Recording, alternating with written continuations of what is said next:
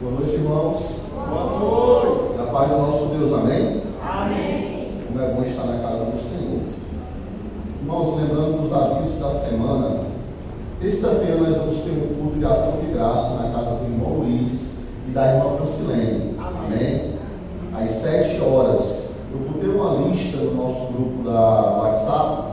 Os irmãos estão ali colocando o nome de quem vai, porque a gente quer ter uma noção de quantas pessoas vão, porque a irmã Francilene, junto com o irmão Luiz, eles achou melhor alugar as cadeiras de lá, próximo à casa deles, próximo à residência deles, para facilitar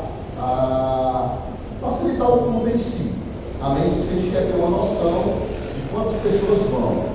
O endereço também está lá no grupo, é perto aqui, na Grande Lisboa, é bem perto. O Uber também é bem em conta. Então, vamos fazer presença ali para juntos estar agradecendo ao Senhor, nosso Deus, naquela noite, um culto de ação de graça.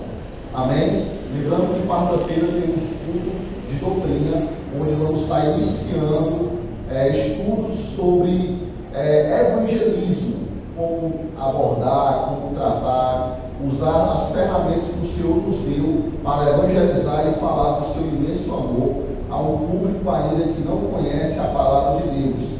É onde vamos estar aprendendo, aperfeiçoando. Aquele que já tem uma noção, já sabe, vai estar também compartilhando, tirando algumas dúvidas naquelas noites, iniciando agora, quarta-feira, tá bem? E domingo, escola bíblica dominical, de 9 às 11, e à noite esse culto de adoração que estamos realizando aqui nesse momento. Amém, irmãos? Dito os avisos, vamos abrir a nossa Bíblia, lá em 2 Pedro, capítulo 2.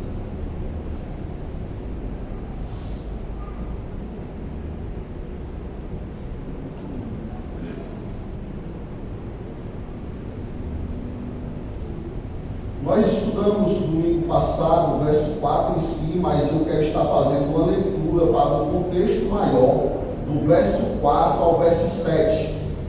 Amém, igreja? Amém. Vamos ficar de pé e respeito a palavra do Senhor.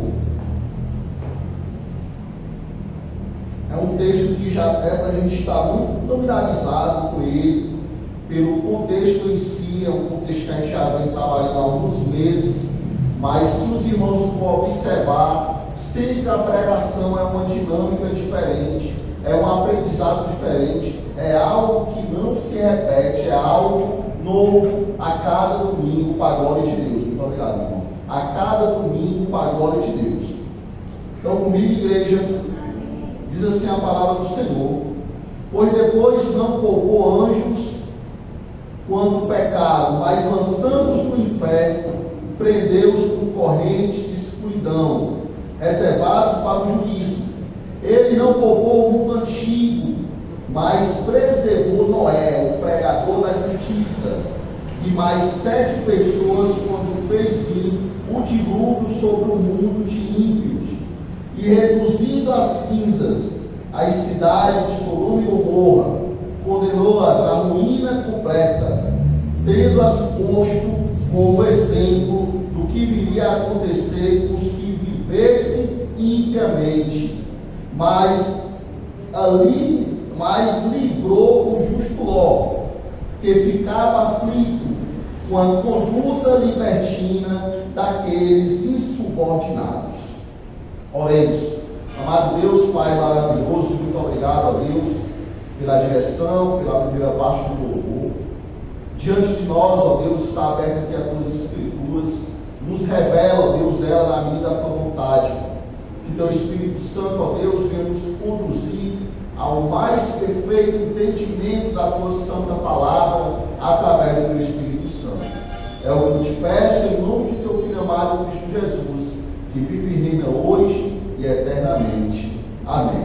Amém. Irmãos, o tema que temos visto aqui em 2 Pedro, nesse capítulo 2 exatamente, é o cuidado com os impostores, uma descrição da destruição dos desobedientes. Nós vimos domingo a descrição do julgamento dos anjos e o que levou eles a desobedecerem. Vimos que eles desejavam ser maiores do que o Senhor. Vimos a consequência do orgulho. Nós temos aprendido que Deus não poupa aqueles que desobedecem, que o Senhor não poupou nem os anjos que pecaram, mas lançou no inferno para o julgamento final. Então aqui encontramos no verso 5 uma nova descrição que o Senhor não poupou nem o mundo antigo. Pedro destaca aqui o caráter de Deus como juiz, no verso 4 ao verso 6. A gente observamos Deus julgando aqueles que se rebelaram, aqueles que desobedeceram, e ao mesmo tempo, como preservador, no verso 5 ao verso 8, que preservou Noé e sua família e preservou o justo Ló. Para entendermos o julgamento do mundo antigo e entender a preservação de Noé, temos que rever algumas passagens para encontrar um contraste, um contexto entre o que aconteceu com os ímpios e a graça que foi estendida a Noé e sua família. Não só a Noé, mas também no decorrer desta passagem vamos ver Deus poupando o justo Ló. Estes versículos não somente narram um evento histórico, mas enfatiza a importância da justiça e da obediência a Deus. Isso é fato. Noé por muito tempo ministrou como um arauto. Um arauto é aquela pessoa que anuncia quando vem chegando alguém importante naquela época. Era aquele que ficava na entrada da cidade, quando vinha chegando a caravana do rei, aí ele dizia: está entrando o rei fulano de tal, filho de Cicrano, pai de Beltrano. Era ele, o arauto, ele narrava aquilo ali. Pois por muito tempo Noé foi visto como um arauto, narrando a palavra do Senhor, narrando a justiça de Deus. Noé, como um pregador exemplar, ele exemplifica o papel de quem vive na fidelidade, mesmo em meio a um mundo corrupto, mesmo em meio a um mundo caótico. Portanto, este texto nos ajuda a entender que Deus não ignorou a iniquidade, mas também teve um plano redentor,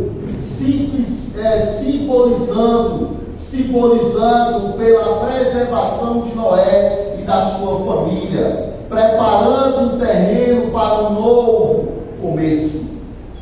Isso, de fato, um novo começo para a humanidade foi visto quando Deus poupou Noé e sua família.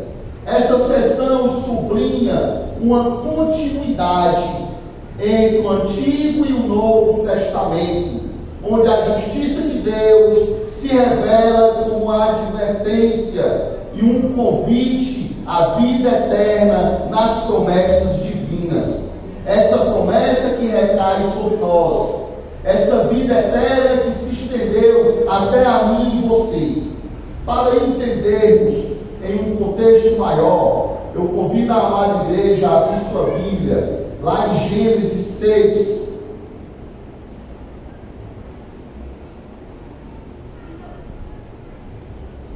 Gênesis 6.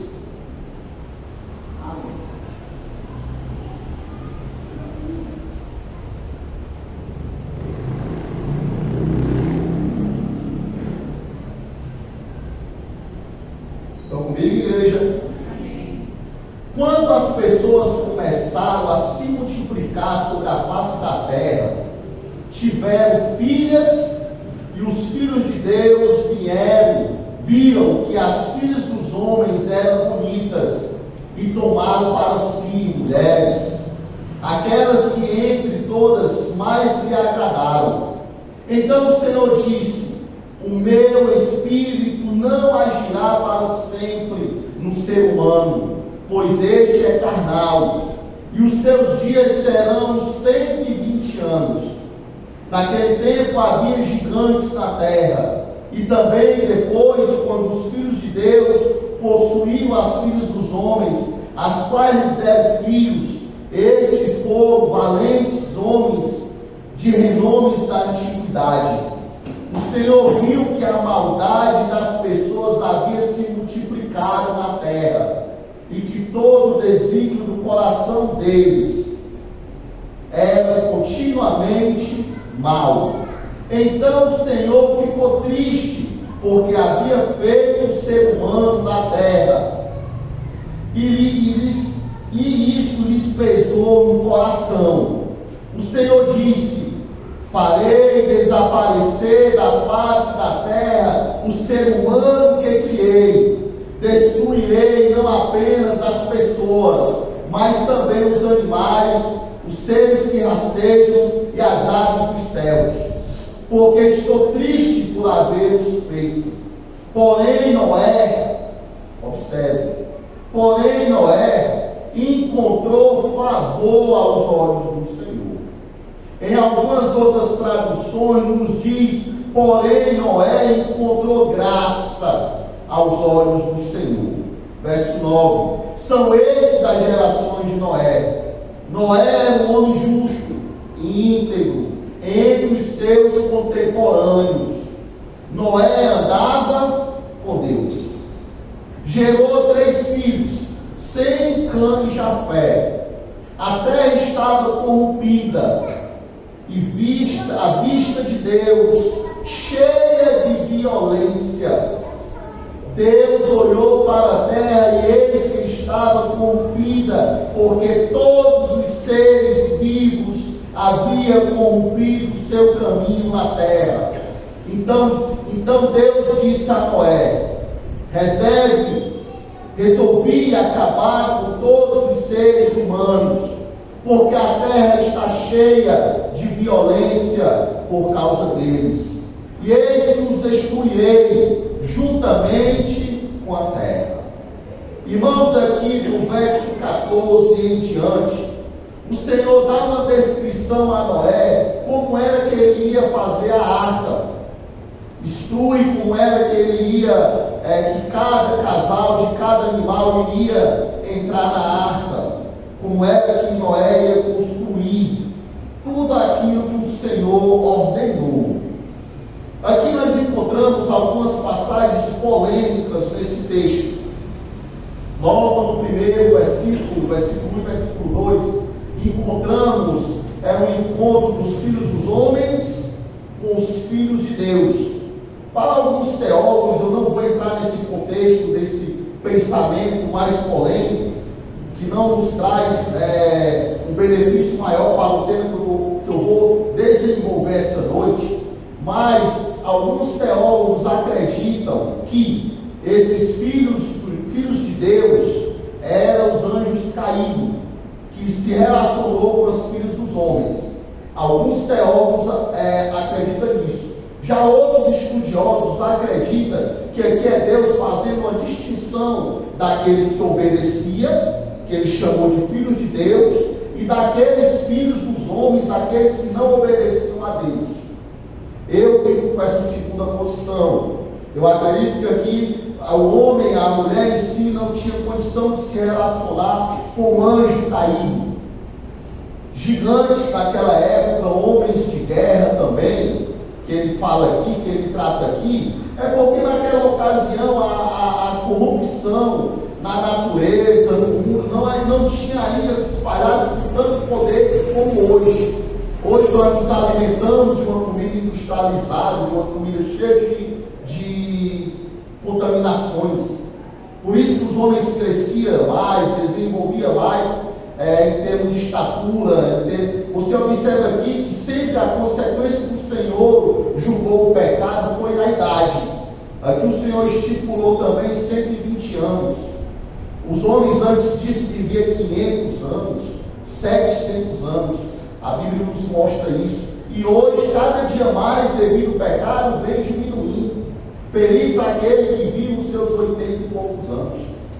Então aqui eu não quero entrar nessas polêmicas.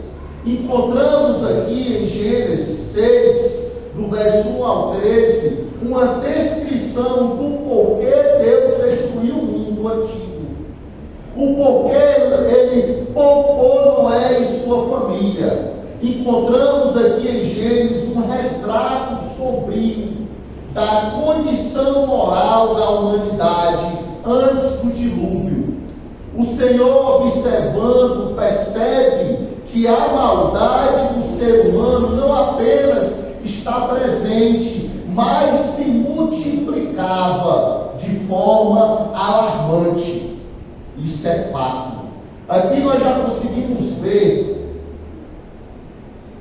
algo muito parecido com os nossos dias. Este aumento da maldade ocorre em toda a terra. Englobando, ele vai dar a favor.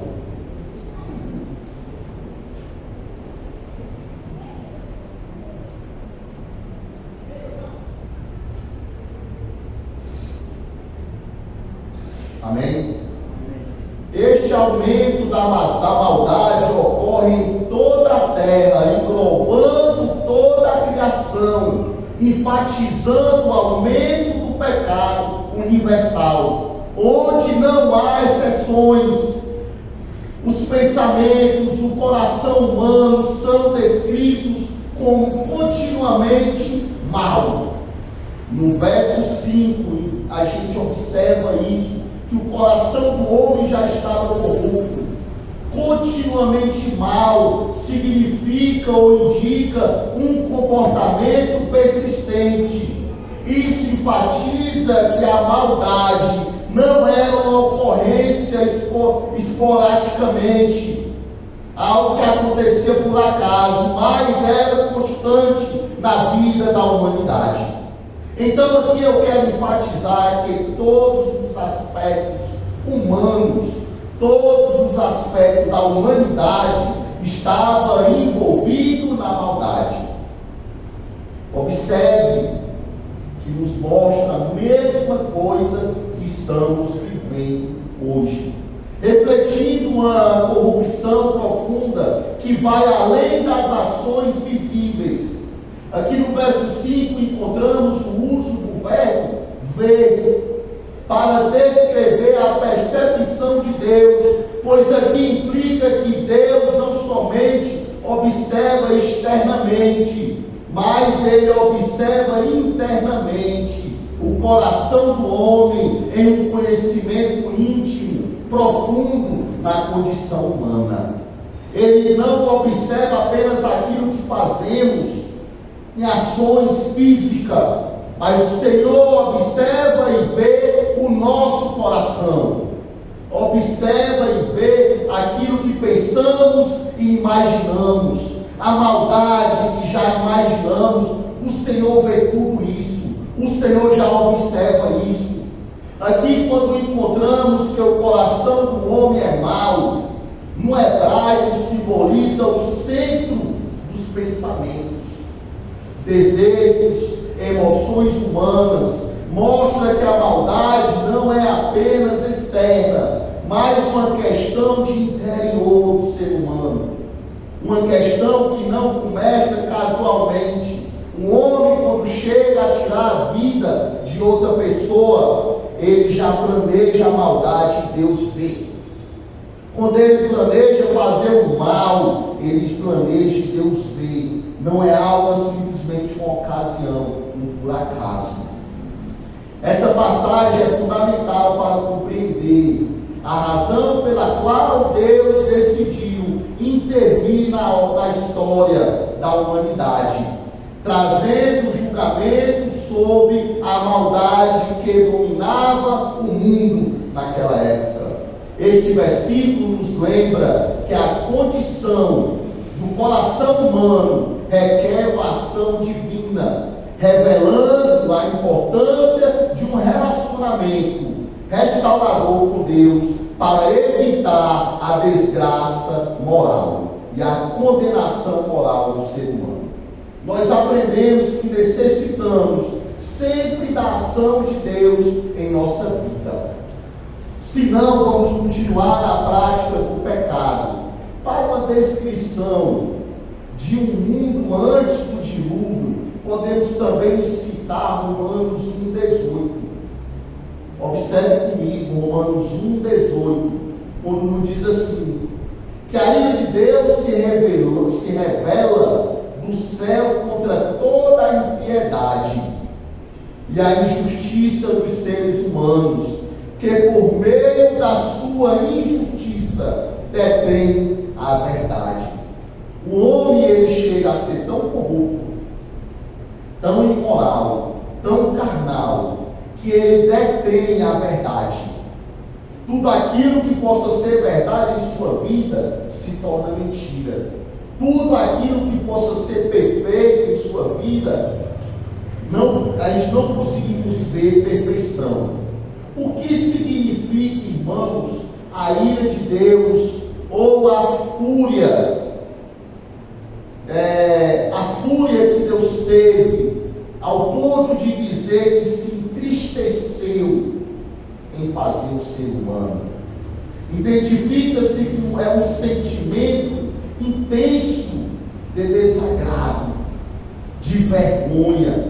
Neste contexto, representa a reação de Deus contra a injustiça e a impiedade do homem.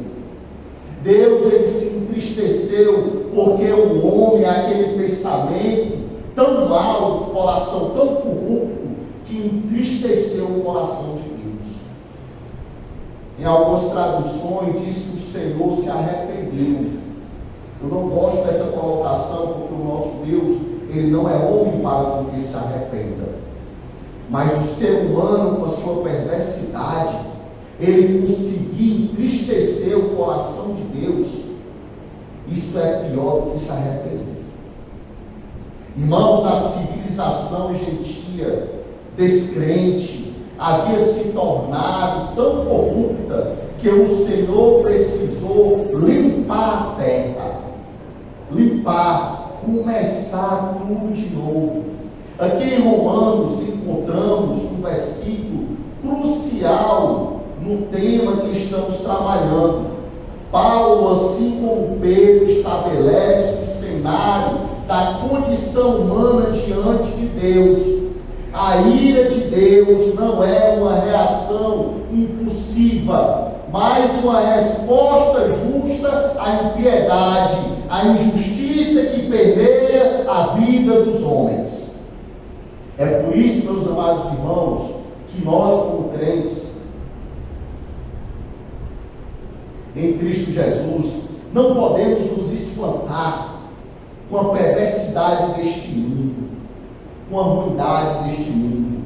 Ao contrário, esteja atento, que está bem pertinho de o Senhor voltar.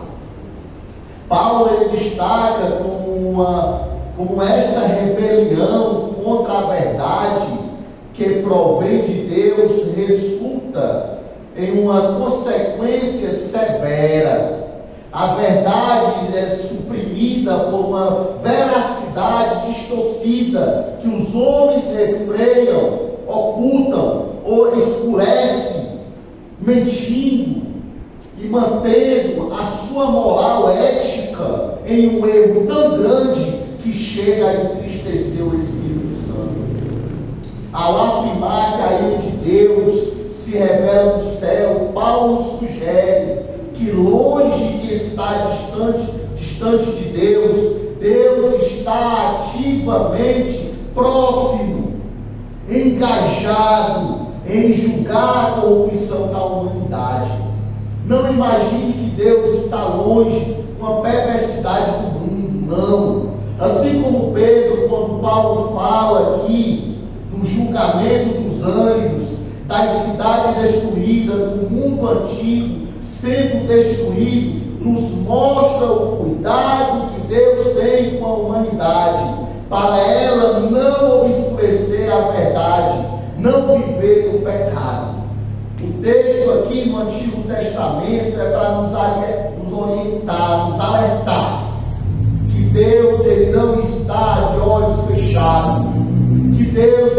está oculto com a unidade do homem, que Deus não mudou.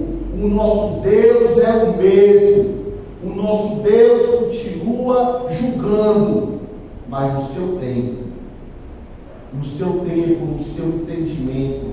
Então aqui entendemos que a conexão da ideia, da revelação, da ira divina, com a responsabilidade moral dos seres humanos, enfatizando que a justiça de Deus tanto é um aspecto do seu caráter, quanto uma resposta como esses seres humanos lidam com a verdade, ou melhor dizer, com a falta da verdade, vive uma vida mentirosa, aí necessita ser julgado.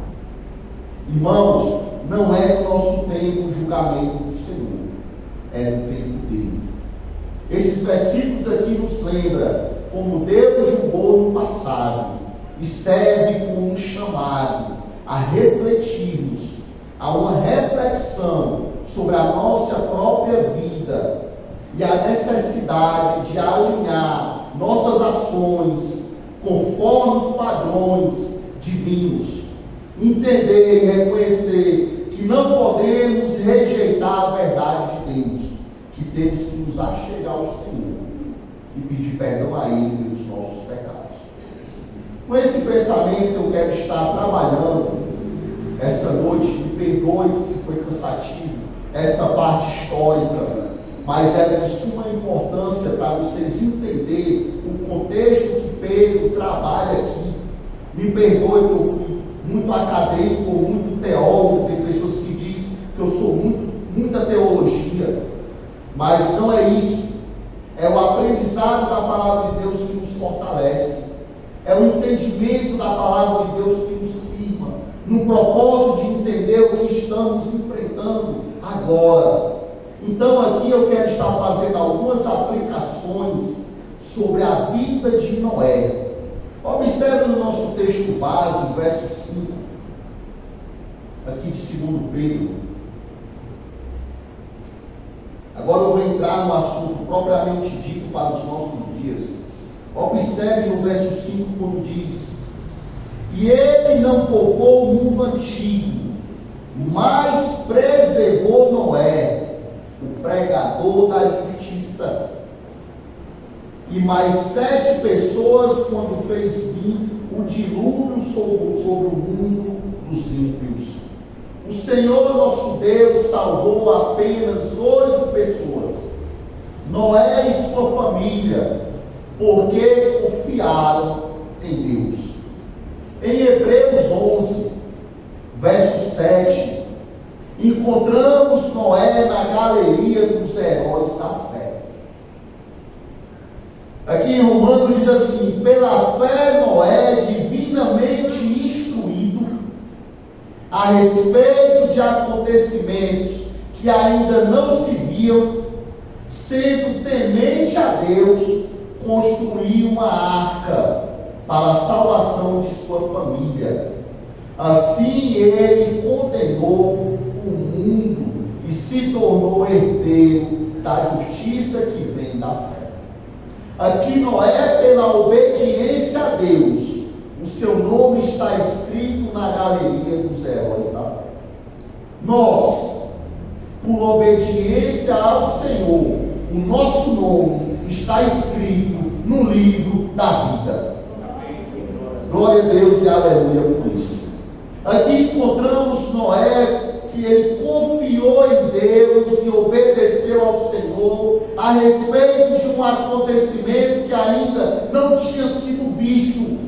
Nunca tinha acontecido momentos naquela época de tanta chuva que pudesse acontecer o dilúvio. Nunca. Mas mesmo assim o Senhor ordenou a Noé que ele falasse do dilúvio, ordenou que ele fizesse uma arca, e ele obedeceu ao Senhor, porque a fé dele estava depositada em Deus. Muitas vezes duvidamos quando o Senhor nos cobra mais fidelidade, mais compromisso, mais amor pelas pessoas, mais amor pela sua obra. duvidamos que seja a fala de Deus quando o pastor está pregando, duvidamos que seja a ação de Deus quando o evangelista está nas ruas entregando folheto, duvidamos, ou duvidamos quando observamos alguém fazendo maldade e achando que os olhos do Senhor não viu e passou despercebido. Aqui Noé acreditou, ele acreditou mesmo sendo difícil haver tanta chuva que pudesse haver um dilúvio, mas ele creu e obedeceu ao Senhor. Ninguém mais, mas ele creu. Aqui creu Noé na mensagem do Senhor Jesus, mesmo antes de entender, assim como o arauto ele veio, assim como o Senhor ele veio para anunciar uma libertação do pecado, do cativeiro, da imoralidade, e o povo não quis. Com Jesus foi do mesmo jeito. Jesus aqui em Lucas 17 nos diz assim, 17:26, deixa claro que as pessoas levavam uma vida normalmente, até o dia em que Noé e sua família entraram na arca. Do mesmo jeito hoje, sem dúvida é uma porção, de pessoas que se julgavam entendidas, zombaram de Noé, garantiu ao povo que não havia a mínima possibilidade de cair um temporal. Eles falavam, alguém por acaso já havia visto tal coisa? Esse homem está louco, fazendo uma arca dessa dimensão, para quê? E isso aconteceu com o nosso Senhor. Os apóstolos do tempo de Pedro usavam a mesma argumentação para provar que o dia do Senhor não viria. Lá em Pedro, em 2 Pedro, capítulo 3, no verso 3 e 4, nos diz assim: antes de tudo saibam que nos últimos dias virão escarnecedores com as suas zombarias, com as suas zombarias, andando segundo as suas próprias paixões, e dizendo, onde está a promessa da sua vinda? Porque desde que os pais morreram, todas as coisas permanecem como desde o princípio da criação. Eles desacreditavam que o Senhor viria. Eles desacreditam que o Senhor vai vir buscar a sua igreja. Quando comparamos o nosso mundo com o mundo do tempo de Noé, encontramos alguns paralelos assustadores. A população multiplicava-se. Lembra lá de Gênesis 6, verso 1? Aumentava. O mundo estava cheio de perversidade e de violência. Havia iniquidade por toda parte. Estou observando o paralelo com os nossos dias hoje. Só que diferente daquela época, o Senhor não vai mais mandar alguém construir um grande navio ou um imenso avião. Não. É Ele mesmo que vai voltar dos céus em uma nuvem. É Ele mesmo que vai vir buscar a sua igreja, a sua noiva. É Ele mesmo que vai julgar. O interessante é que quando eu penso nesse julgamento do Senhor, aí muitas pessoas lembram daquela promessa que o Senhor fez a Noé, que não ia mais destruir o mundo com água. Lembra-se disso? A visão do arco-íris mostra isso. Lembra dessa promessa do Senhor? Mas, irmãos, caia na real. O Senhor prometeu que não ia mais destruir com água. Mas pior do que água é fogo. É fogo. Um fogo consumidor que não se apaga. É pior do que água. Os verdadeiros cristãos eram a minoria, igual hoje. Ninguém lhes dava atenção, mas o dilúvio caiu. e toda a população do mundo foi destruída. Por certo, Deus julga os que rejeitam a sua verdade. Com esse pensamento eu quero encerrar. Eu quero estar fazendo algumas aplicações para a nossa vida pessoal aqui na vida de Noé. Observe. Aqui nós encontramos, aqui no nosso texto base, Noé sendo reconhecido como um pregador da justiça. Encontramos aqui em Gênesis 6, no verso 8 e verso 9, Noé, ele encontrou graça, favor diante do Senhor. No verso 9, Noé encontrou, o Senhor viu em Noé um homem justo e íntegro. Justo e íntegro. Também aqui em Hebreus 11, na galeria dos heróis da fé, encontramos o Senhor vendo Noé como um homem de fé. Interessante que o significado do nome Noé já nos ensina muito, porque é um nome central.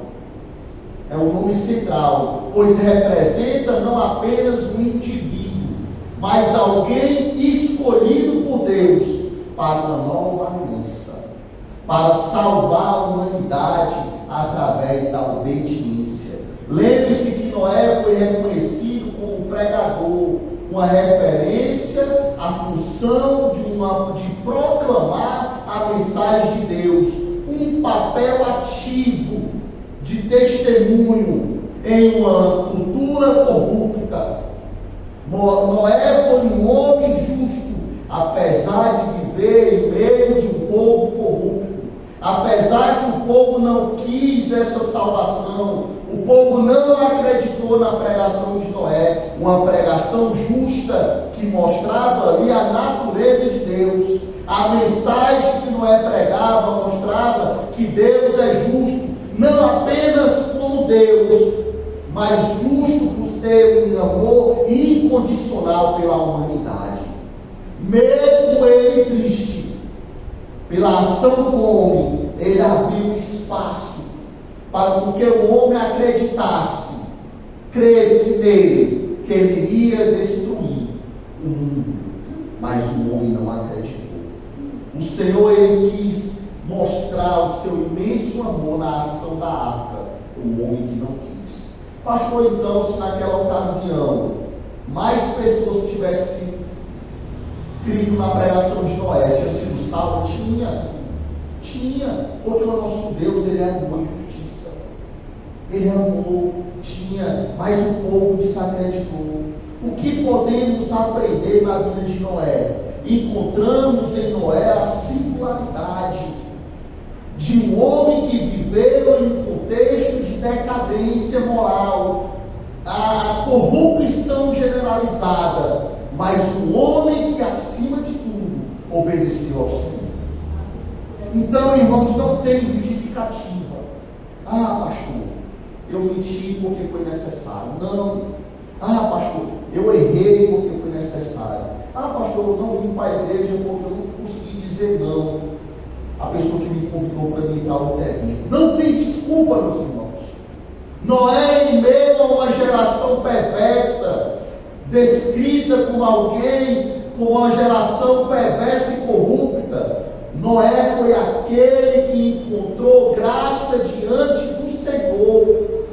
O Senhor olhou para ele e viu graça nele. A palavra graça sugere um favor benevolente, uma benevolência, um amor imerecido. Noé não merecia essa graça por si mesmo, mas encontrou favor aos olhos de Deus, evidenciando uma relação especial e única entre ele e o seu Criador. Lembre-se que diz assim, Noé, o Senhor encontrou favor, graça em Noé, porque Noé andava com quem? Com Deus. Noé, ele andava com Deus. Ele não andava em meio às suas vontades. Ele não andava em meio ao que agradava o seu ego. Ele andava com o Senhor, renunciando às suas vontades, renunciando às suas próprias razões, em prol da razão de Deus. Isso não sugere que Noé tenha feito algum ato excepcional que o tornasse merecedor, mais que a graça de Deus foi um presente divino, assim resplandecendo em um momento de desespero, em um momento de querer a graça de Deus. Este estudo que vimos hoje estabelece um contraste fundamental entre Noé e o seu contexto maior, acentuando a importância da fé, da obediência em um mundo caótico, em um mundo comum. Então, meus amados irmãos, não existe desculpa. Não existe desculpa para servir a Deus. Não existe desculpa. E assim, trazendo para o nosso contexto, que vivemos semelhante a Noé, em um contexto corrupto, em um contexto caótico, em um mundo perverso, desobediente e imoral. Mas assim como Noé, temos que querer encontrar graça diante de Deus. Temos que querer que Deus encontre graça em nós. Que Ele olhe e diga: eu vi graça no meu amado irmão Luiz. Que Ele olhe e diga que viu graça em nossa vida. Que Ele olhe e diga: eu encontrei favor nesse meu servo. É isso que está faltando. O ponto-chave aqui é para o nosso entendimento, é entender a ênfase na proximidade de Noé com Deus. Ele tinha uma proximidade íntima. Foi por isso que o Senhor, em meio ao mundo caótico, olhou e viu Noé e a sua família. Observe que o texto deixa bem claro que o Senhor viu Noé em meio a uma corrupção, em meio aos seus. Então ali ele tinha outros familiares, primos, irmãos, tios e tias ali. Ele viu ali, mas o Senhor viu graça nele, em Noé. Dessa forma, o versículo aqui que estudamos em Pedro, no livro de Gênesis, e aqui em Hebreus, que fala a respeito de Noé, não apenas apresenta como um homem justo e íntegro, mas um homem de fé, mas nos mostra também um homem obediente a Deus acima de tudo, um homem que não mediu esforços para obedecer, para crer, para acreditar naquilo que Deus estava falando em sua vida. Irmãos, o ponto-chave aqui é obedecer. É obedecer. É nos mostrar diante de Deus como um servo. Senhor, eis-me aqui, usa-me. Senhor, me usa como ferramenta tua, me usa como instrumento. O que tu queres que eu venha fazer? Me mostra, nos mostrar. Nós temos que mostrar a natureza de Deus em nossa vida e observar que a ação humana em nós tem que ser morta, meus irmãos. Tem que ser morta. Essa vontade humana, ela tem que morrer. O que tem que prevalecer em nossa vida é as escolhas de Deus, é o querer de Deus. Trabalhamos domingo passado sobre o orgulho, aquilo que apodrece o homem, aquilo que apodreceu o ser humano e apodreceu os anjos. Então temos que entender que o favor de Deus nos basta, a graça do Senhor é o suficiente em nossa vida. Irmãos, encontramos Noé recebendo uma instrução divina específica sobre o juízo que se aproximava. Pois hoje eu te mostro, meus irmãos, que o Senhor já tem falado há tempos que está perto dele voltar. Pois corrija agora diante de Deus, clama ao Senhor e se coloca como servo. Quebra esse orgulho, quebra essa ação humana que te contamina, quebra esse coração duro de pedra que tem te apodrecido, e olha para Deus e diz: Senhor, eis-me aqui, me usa. Senhor, me usa diante da tua vontade, me usa, ó Deus, faz de mim um instrumento teu, um instrumento que verdadeiramente crê em Ti. Me ensina, Senhor, a crer em Ti, assim como Noé creu na Tua palavra e na Tua promessa. Amém? Que venha sobre nós o peso da responsabilidade e entender que diante do Senhor nós somos mais que vencedores em Cristo Jesus. Amém? Oremos ao Senhor. Ó Senhor Deus, Pai amado, Deus bendito, muito obrigado, Senhor, pela ação das nossas vidas, pela Tua palavra, pela compreensão, ó Deus, das Tuas Escrituras. E assim, ó Deus, como entendemos o sentido da fé, a razão da fé, que é crer, ó Deus, naquilo que não podemos ver, que é crer no invisível, é acreditar, ó Deus, em Tuas promessas em nossas vidas.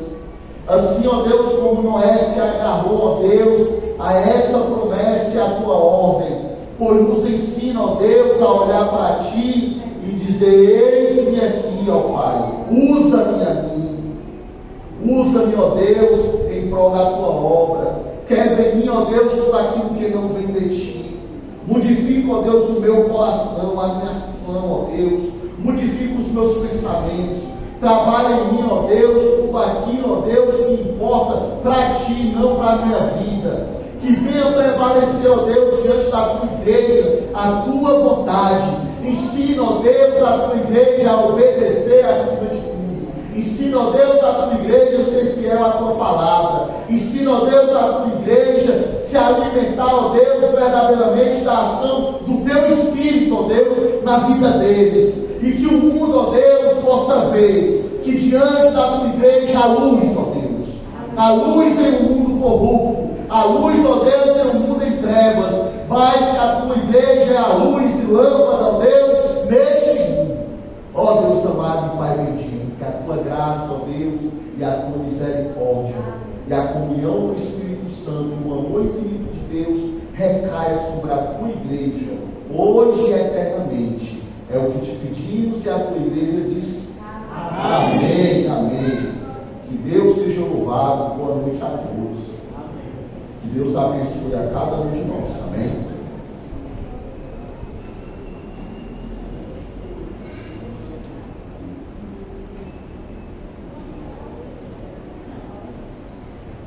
Lembrando os irmãos do culto, não vamos esquecer, ok?